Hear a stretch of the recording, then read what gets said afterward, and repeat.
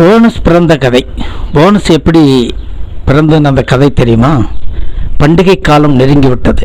பெரும்பாலான நிறுவனங்களில் போனஸ் வழங்கப்பட்டு வருகின்றன. சரி, இந்த போனஸ் வழங்கும் முறை எப்படி வந்தது?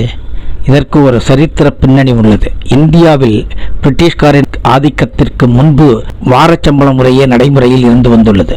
ஆங்கிலேயர்கள் ஆட்சி காலத்தில் தான் மாதச்சம்பளம் முறையின் நடைமுறைக்கு கொண்டு வரப்பட்டது. அதாவது 4 வாரங்களுக்கு ஒரு சம்பளம் கணக்கிட்டு ஒவ்வொரு மாதமும் கொடுக்கப்பட்டது. அவ்வாறு மாதத்திற்கு ஒரு சம்பளம் என்றால் வருடத்திற்கு 12 சம்பளம் வருகிறது.